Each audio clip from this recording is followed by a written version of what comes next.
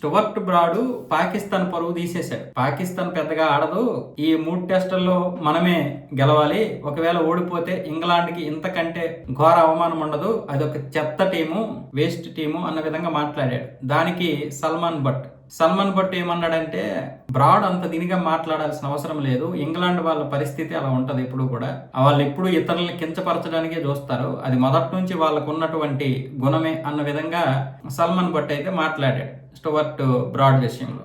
చెత్త టీం అని అనాల్సిన అవసరం ఏంటి? నిజంగా మేము బాగా ఆడాం, ఓకే, మాది మంచి టీం కాదు, బాగా ఆడము, అంత మాత్రానికి చెత్త టీం అనాల్సిందా? మీరు మరి ఆస్ట్రేలియాతో ఎందుకు గెలవలేకపోతున్నారు?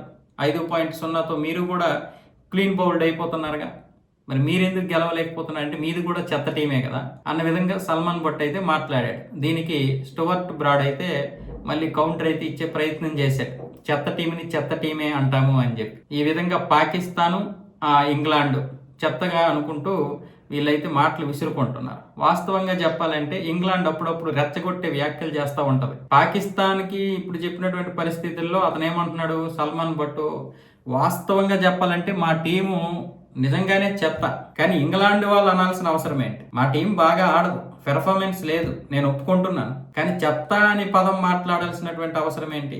అంత అవసరం మా టీం గురించి మాట్లాడాల్సింది ఏంటి? ఇంగ్లాండ్ ఇప్పుడు కాదు, ఇంగ్లాండ్ మొదటి నుంచి కూడా, అంటే క్రికెట్ గురించి కాదు సల్మాన్ భట్ మాట్లాడేది, ఇంగ్లాండ్ ఇతర దేశాల మీద పడి ఏదైతే దోచుకుందో దాని గురించి, మనకు స్వాతంత్రం రాకముందు జరిగినటువంటి విషయాల గురించి కూడా ఇండైరెక్ట్ గా ప్రస్తావించాడు. మీరు ఎప్పుడూ కూడా అంతే, ఇతరుల్ని దోచుకోవడానికే తప్ప దేనికి పనికిరారన్న విధంగా సల్మాన్ భట్ ఆనాటి కాలాన్ని కూడా దృష్టిలో పెట్టుకొని మాట్లాడాడు.